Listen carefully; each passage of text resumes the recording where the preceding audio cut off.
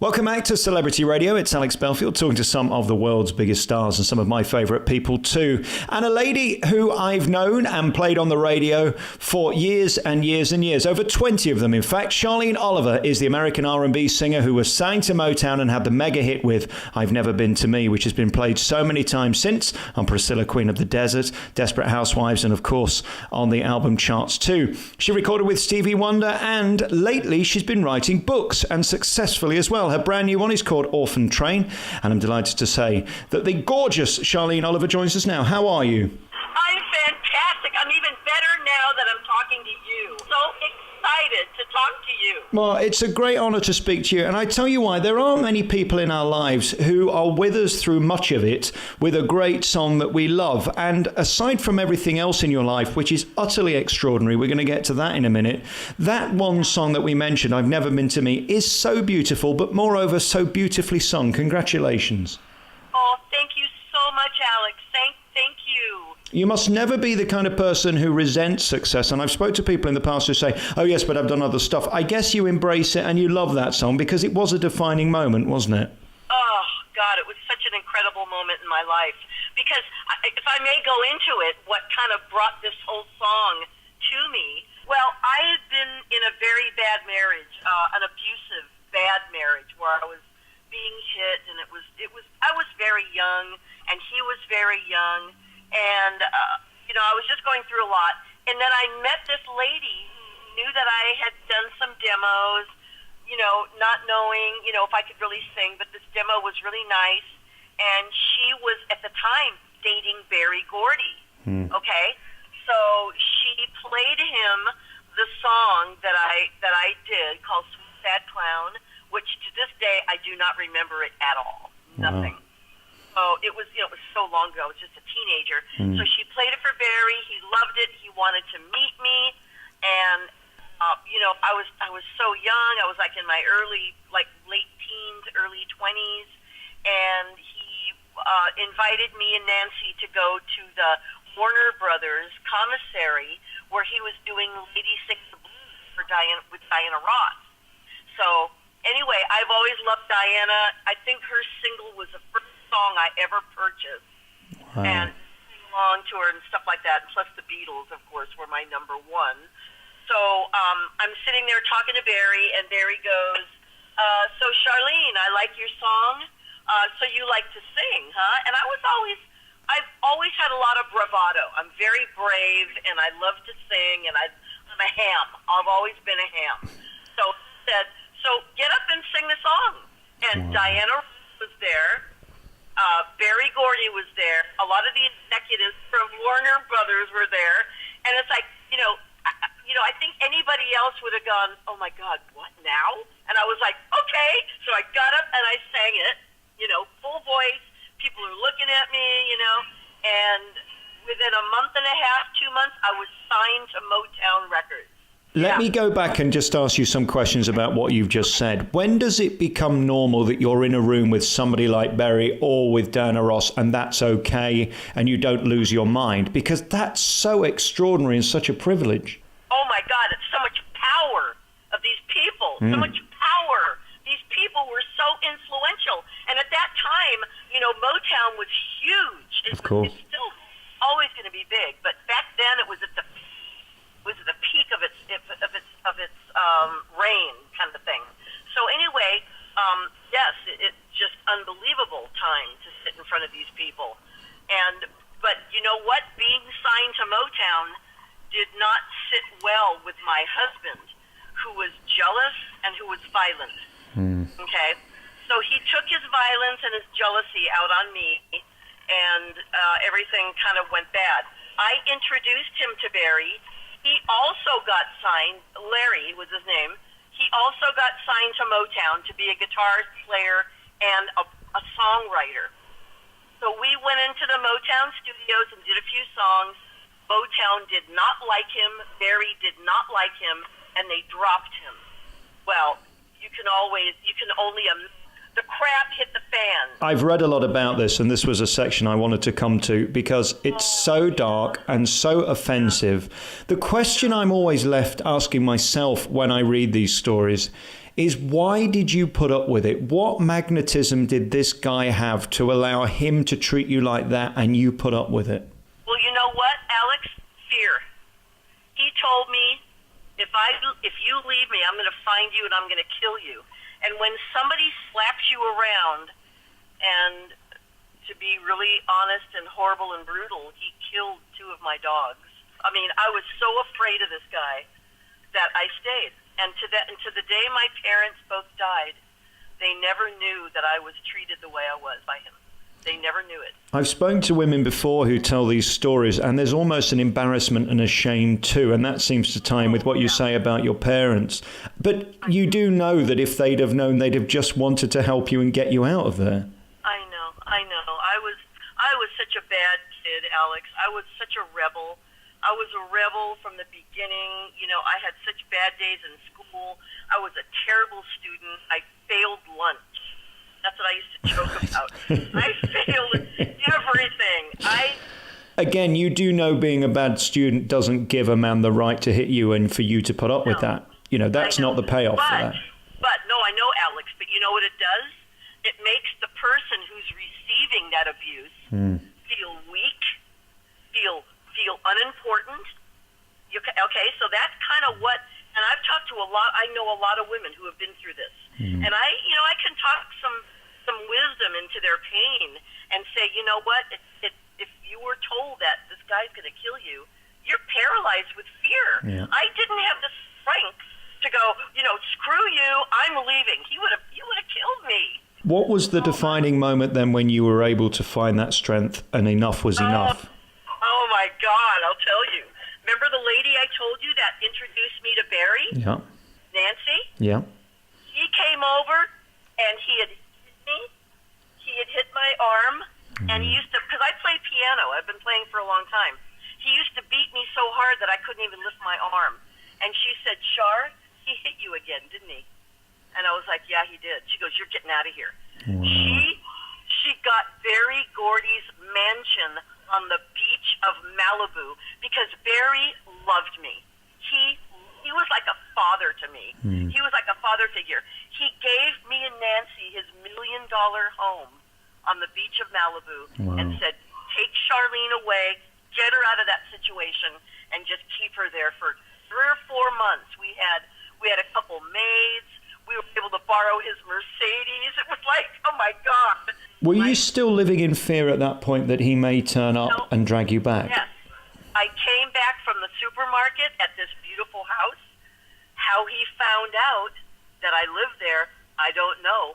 And he pulled up in his car and he put his finger up like a gun and pointed it at me and went like bang, like that. Nancy brought me in the house, shut the door, and I never saw him again until 20 years later. That was it.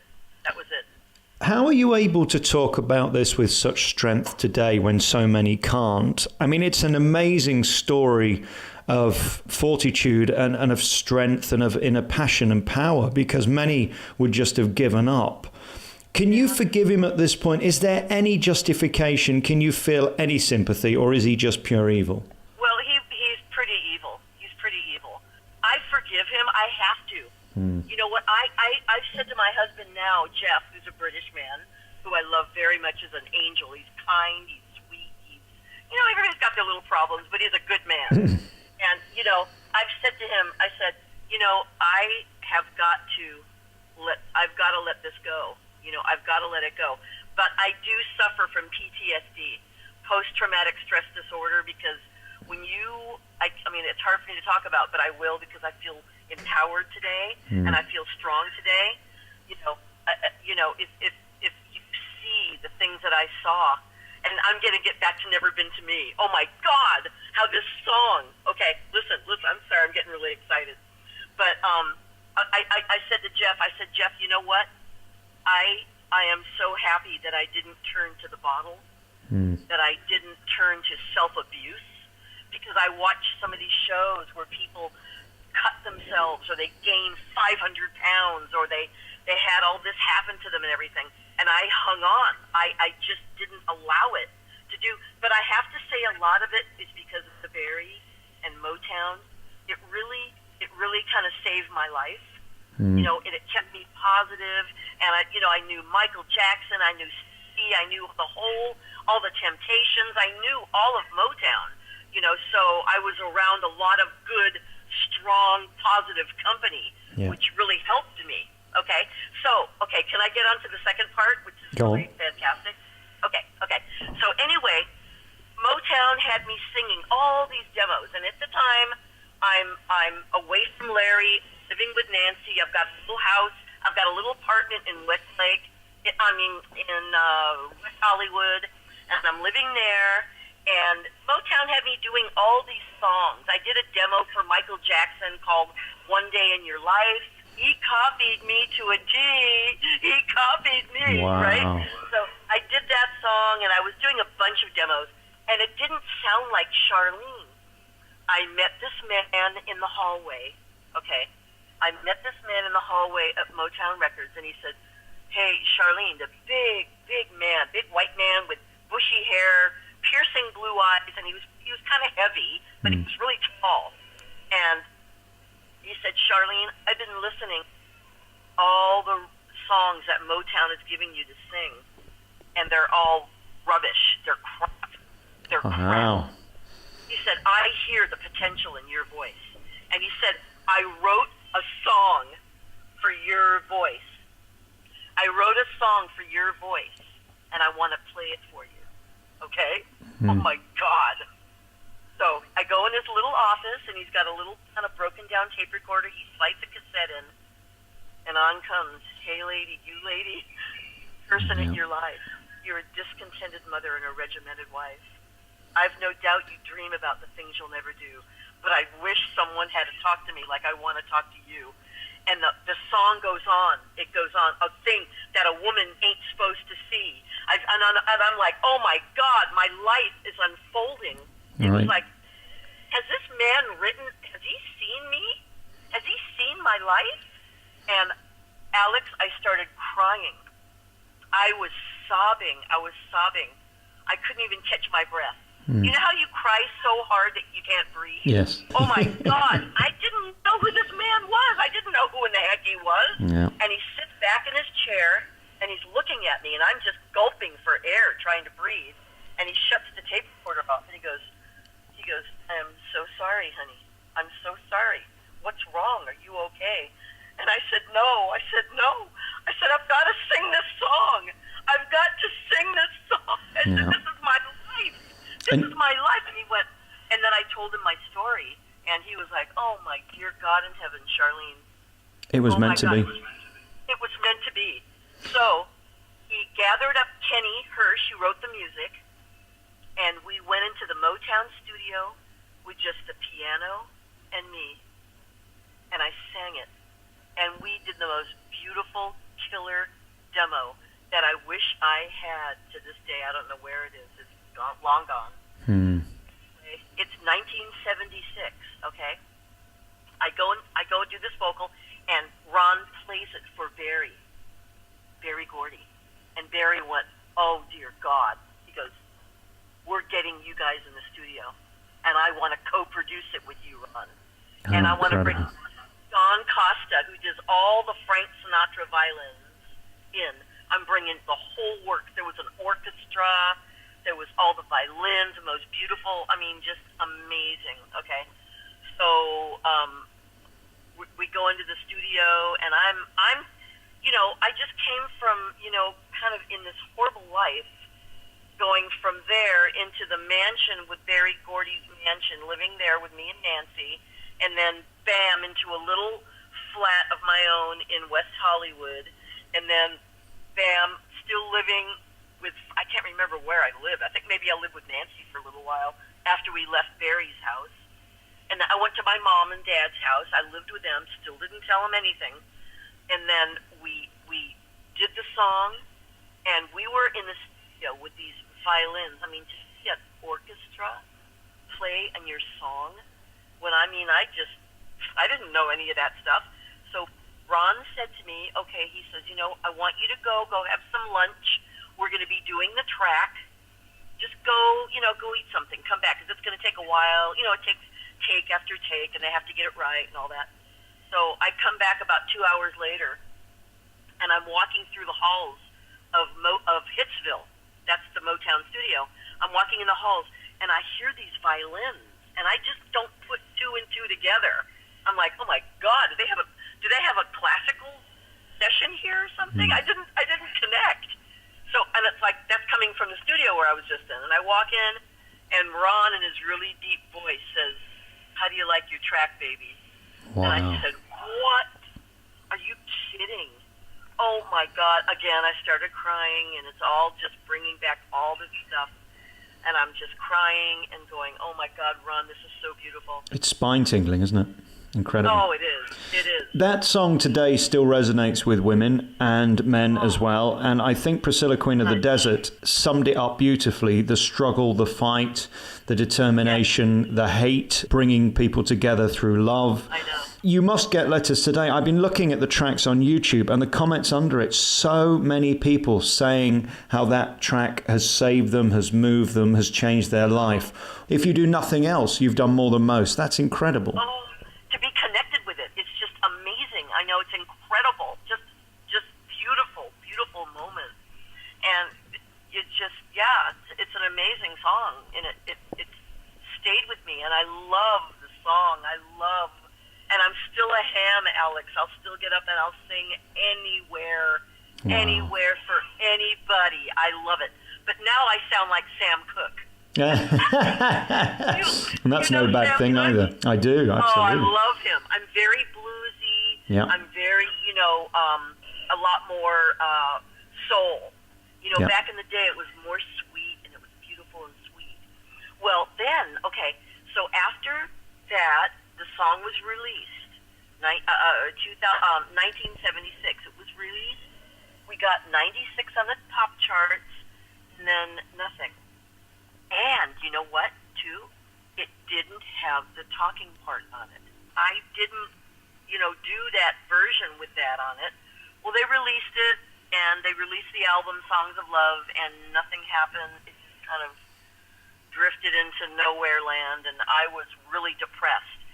Coming out of the thing with my ex-husband, and coming, into all the emotional train wreck that I went through in my life, and then having this song not happen, I got very, very depressed. Yeah. And I started going to church, and I met this young English guy who looked just like John Lennon. He was so cute. Mm. And I was like, oh, hi. And we got talking, and we fell in love. And I was in college in psychology at the time, and he was working with the mentally handicapped here in California.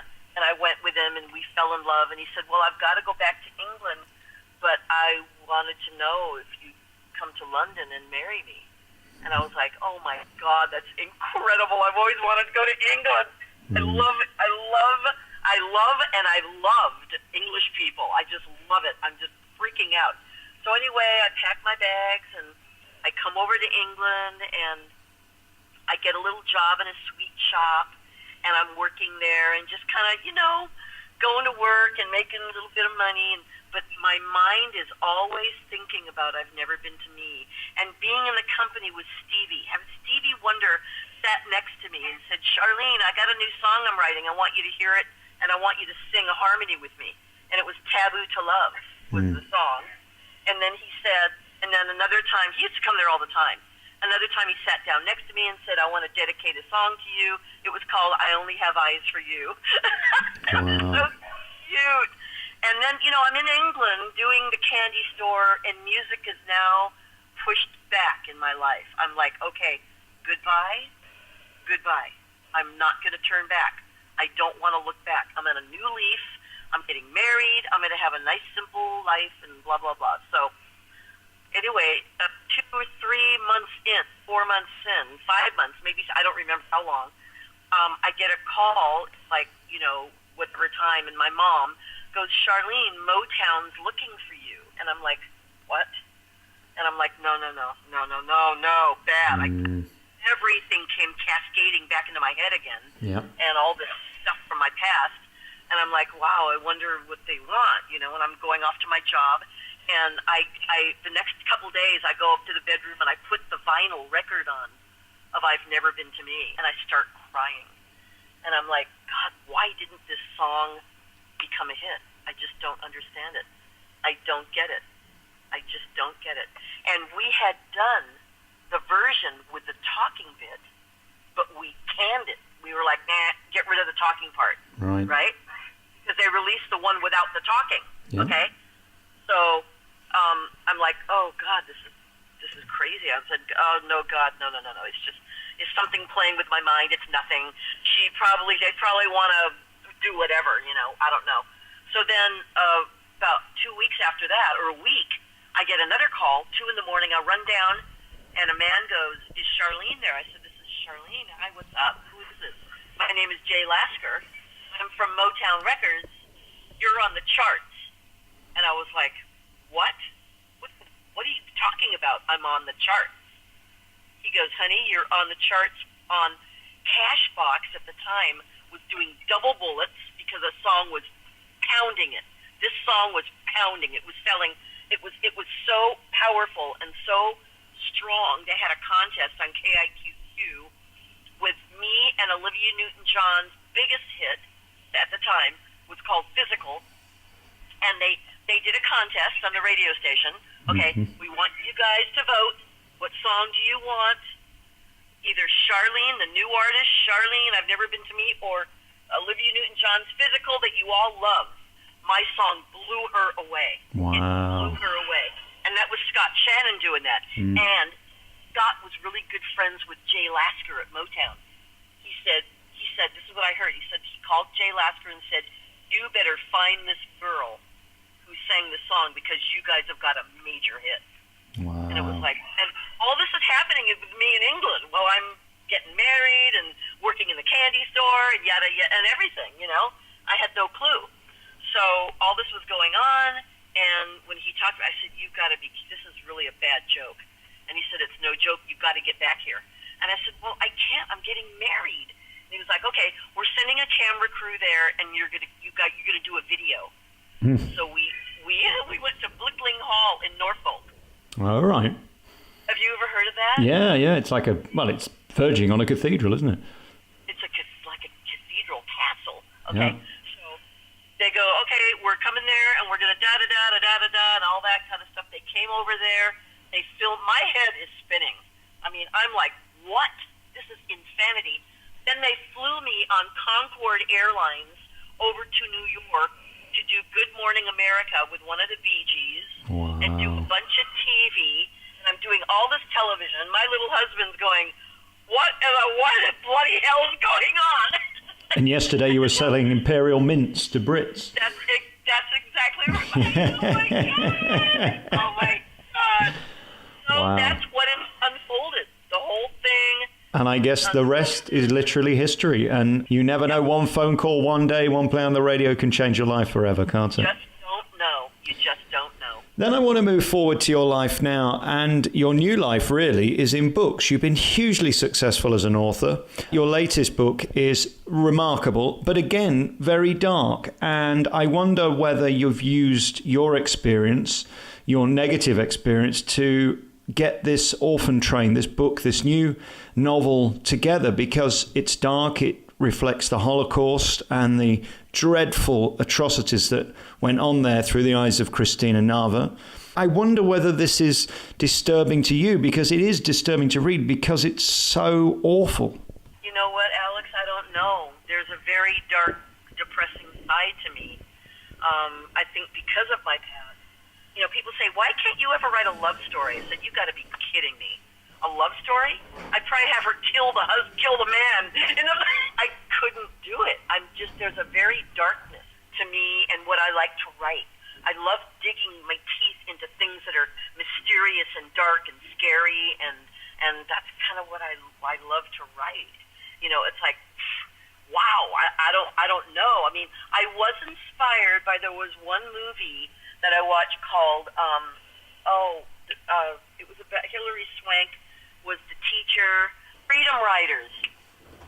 It was a story about Hilary Swank was in the classroom with kids about life and everything and their gangs. They're very angry. They're hateful. They want to kill each other.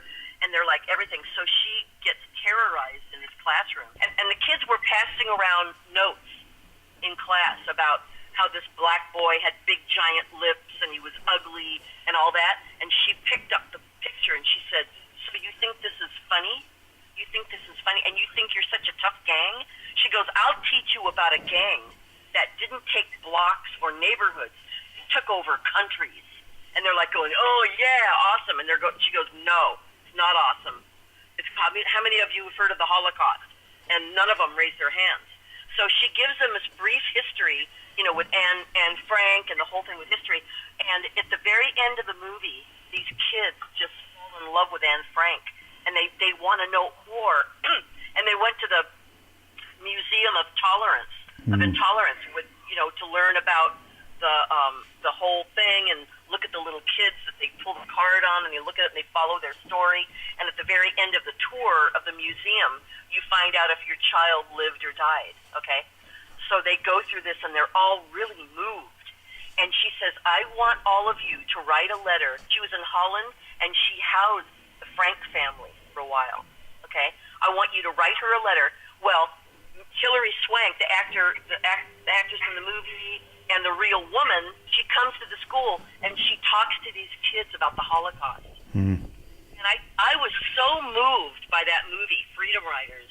I was so moved by it that triggered, Orphan Train. What if we think of an orphan train bringing babies, and people out of the Holocaust secretly to get to freedom, Now, that pulled me into that emotion of that. And even though there is another book called Orphan Train, it's different because people say, "Oh, did you write that?" I said, No, that's not my book. My book is about the Holocaust. There's a story, Orphan Train, about real kids that were taken as orphans to go through America and go be housed with different families. Well, this is totally different. Mine is all about the baby getting on the train and then growing up and then their history and what they become and meeting their mother and eventually coming out to the very end of the book. But I was inspired by that movie.